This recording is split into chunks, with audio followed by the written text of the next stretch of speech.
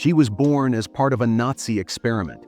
She lost her daughter in a tragic accident, and just a year later, her husband passed away. Yet, despite unimaginable pain, her voice became one of the most loved in the world. This is the untold story of Anni-Frid Lyngstad, Frida from ABBA.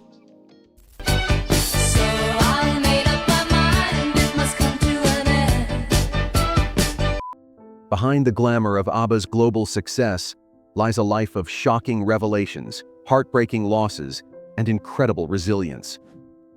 Today, we'll uncover the journey of the woman whose voice defined an era and whose strength continues to inspire millions.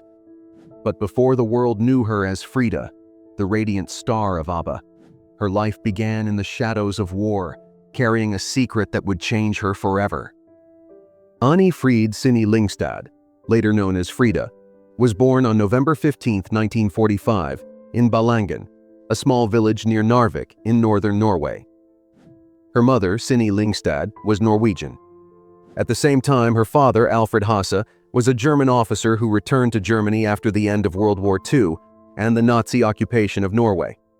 In 1947, Frida, her mother, and her grandmother left Norway due to fear of reprisals for their connections with the Germans during the occupation.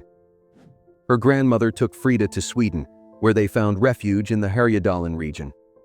Sadly, her mother passed away from kidney failure shortly after, when Frida was only 2 years old, leaving her under the exclusive care of her grandmother, Arntine Cornelia Maria Lyngstad.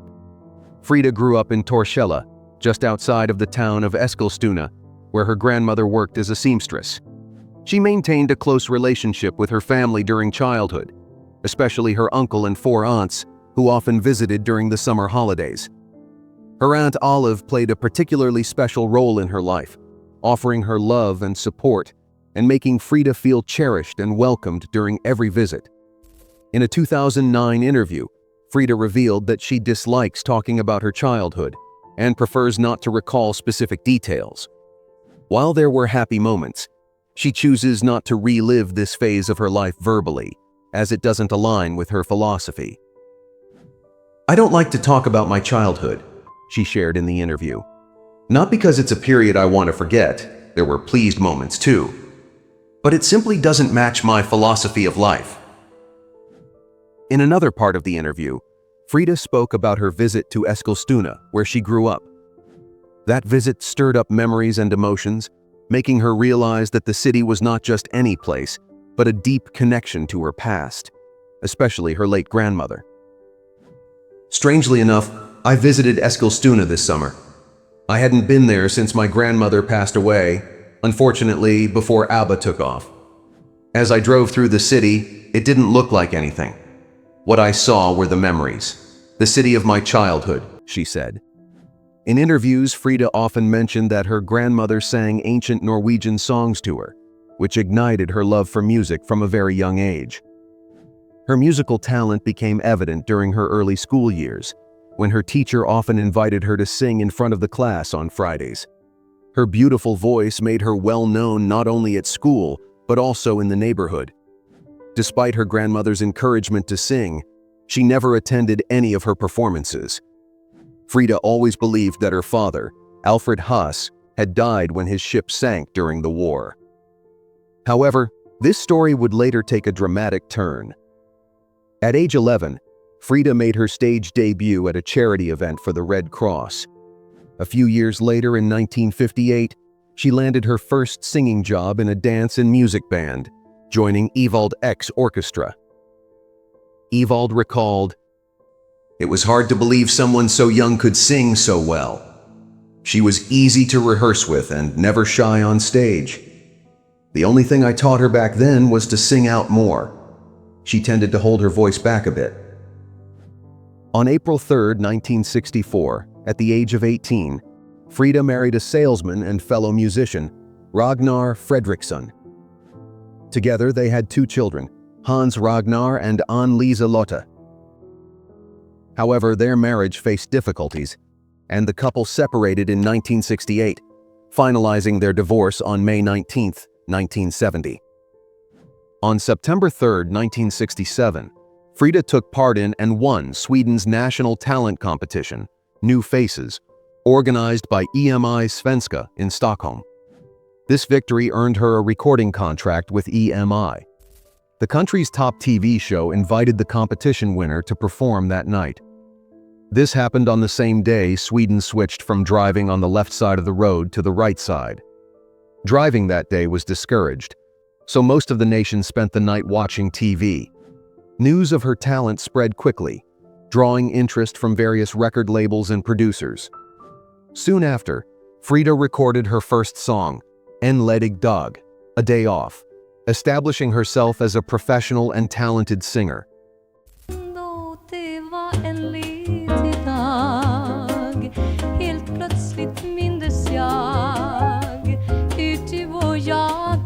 Her musical success continued to grow. In 1969, she met Benny Andersson. Their relationship developed, and in 1971, they started living together. Frida released her debut album that year, which earned praise for her versatile voice. She also achieved her first #1 hit on the Swedish charts with the single Min egen stad, My Own Town. Interestingly, all 4 future ABBA members provided backing vocals on this track. Det här är min egen stad, och jag hör på alla ljud. During this period, ABBA's story began to unfold. Frida's relationship with Benny Andersson and her friendship with Björn Ulvaeus and Agnetha Fältskog strengthened the idea of forming a musical group. In 1972, the quartet officially decided to unite their voices and talents, creating the iconic group ABBA, an acronym formed from the initials of their first names. In 1973, ABBA released their first album, which received a positive reception but had yet to achieve stardom. However, everything changed dramatically the following year. In 1974, the group won the prestigious Eurovision Song Contest with the captivating song Waterloo, marking the beginning of their international fame.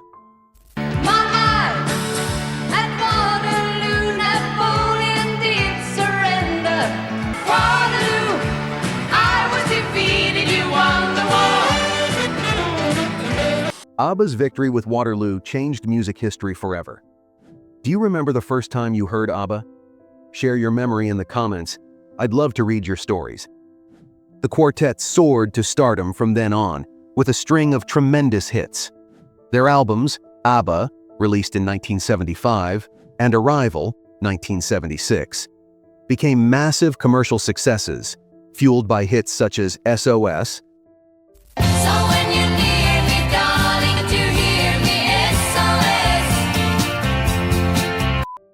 Mamma Mia, Mamma Mia, here I go again. My, how can I resist you? Dancing Queen, You are the dancing queen, young and sweet, only 17. and Fernando. There was something in the air that night, stars were bright, Fernando. Their live performances and captivating music videos gained many fans worldwide. Their music, characterized by unique vocal harmonies, infectious melodies, and engaging lyrics, transcended borders and languages, becoming a global phenomenon in the world of pop music. In 1977, the group released The Album, which produced even more hits, including Take a Chance on Me, Take a chance on me. We can go dancing. and The Name of the Game. What's the name of the game? Come on, does it mean anything to you? By this time, ABBA had already established itself as one of the most popular artists of the era, thanks to its undeniable talent and captivating stage presence. With their unique music and style, the group became an icon in international music, and their influence on pop culture is still evident. Frida's voice, alongside Agnetha's, created ABBA's signature sound.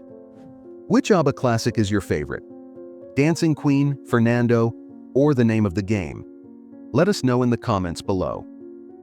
By 1977, they had already built a huge fan base, secured a lasting place in music history, and were ready to continue shining in the years ahead.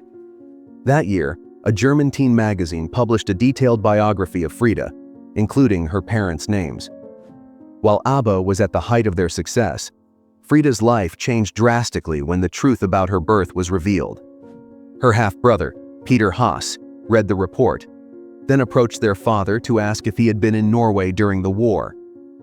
Sadly, Frida discovered she was part of a Nazi program called Lebensborn, Fountain of Life, which aimed to boost the birth rate of pure Aryan children.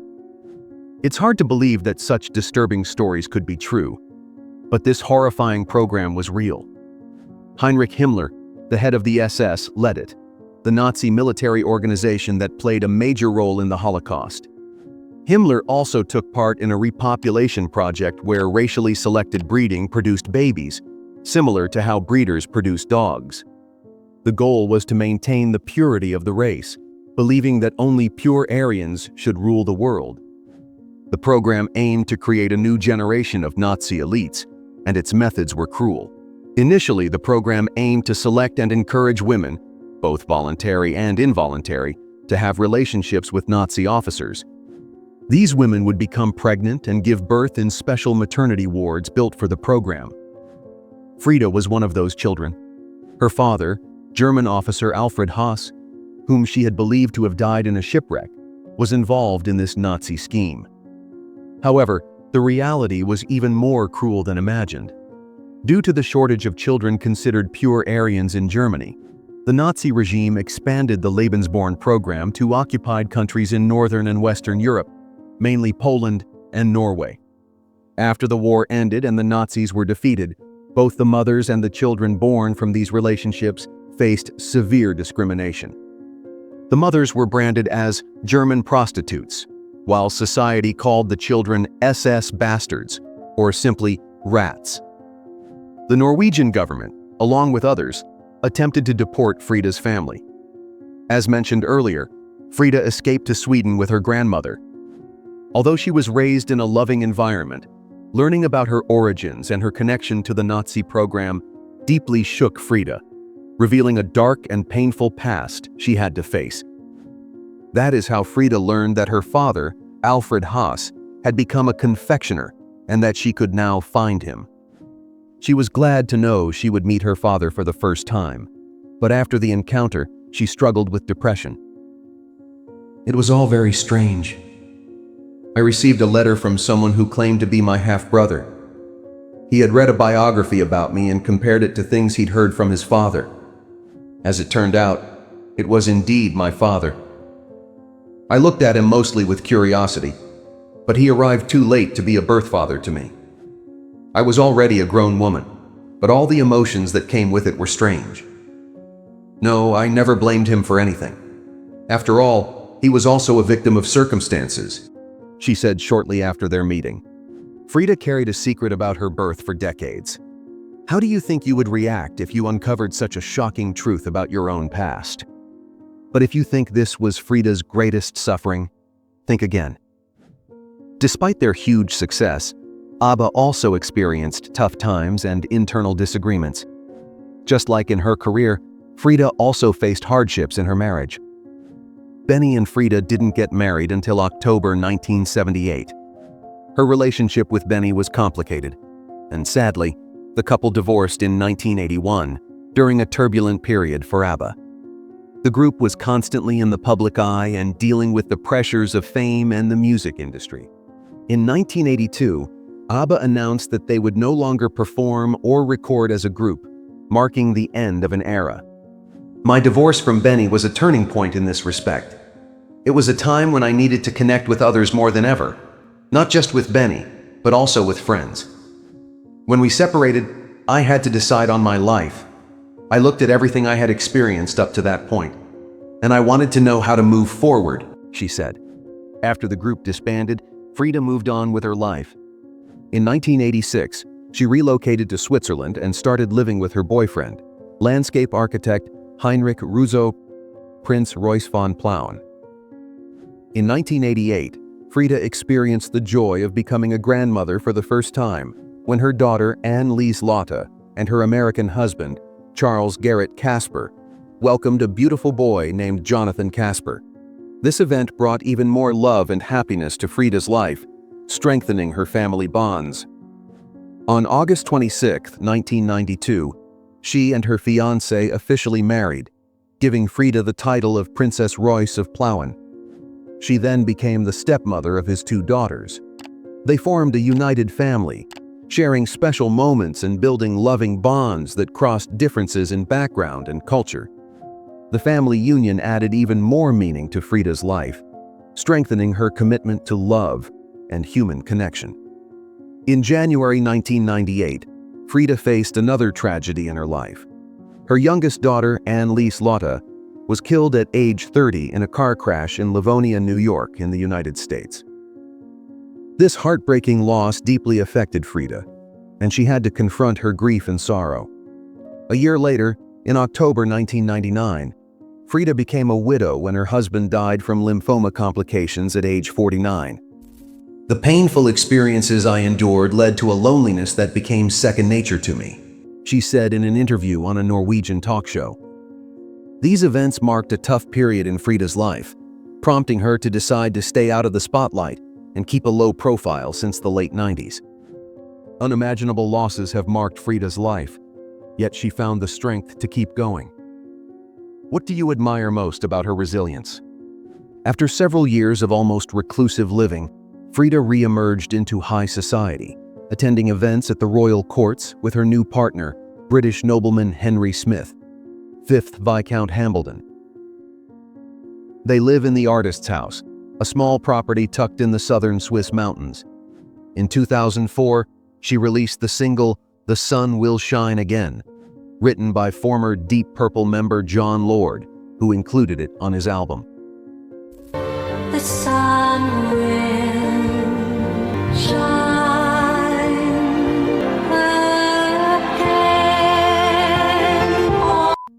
To celebrate her 60th birthday, a DVD featured a pleasant conversation about the stages of her career, along with many of her videos, performances, and interviews. In 2008, Frida made a special appearance and even danced alongside Agnetha and Benny at the Mamma Mia premiere in Stockholm, much to the delight of her fans. In March 2010, the Rock and Roll Hall of Fame inducted ABBA. Frida and Benny attended the ceremony in New York, although Agnetha and Björn were absent. In 2013, Frida started an exciting project to celebrate ABBA's legacy. She played a key role in organizing the opening of the ABBA Museum in Stockholm, which let fans learn more about the group's incredible journey. While Frida wanted to preserve ABBA's legacy, she also knew it was time to move forward and explore new opportunities in her life. In the following years, she stayed connected to music, occasionally reuniting with her ABBA bandmates for special projects. The release of two new songs, "I Still Have Faith in You" and "Don't Shut Me Down," in 2021, marked a milestone for the group and its fans, demonstrating that their music continues to resonate with people's hearts worldwide. I still have faith in you. I'm fired up, don't shut me down. In 2023, Frida experienced pain and sadness once again. Sadly, her beloved grandson Jonathan passed away at 34 due to stomach cancer. Another irreplaceable loss for our dear Frida. We send our heartfelt condolences and positive energy. As one of the group's standout voices, her warm mezzo-soprano perfectly complemented Agnetha's higher pitch, creating a distinctive and captivating harmony. Her charismatic stage presence and confident attitude added a unique element to ABBA's performances, transforming them into true entertainment icons. Outside of music, Frida also distinguished herself as an environmental activist. Her passion for protecting the environment motivated her to get involved with various organizations and campaigns that promote ecological awareness. Frida's journey is one of resilience, heartbreak, and unforgettable music.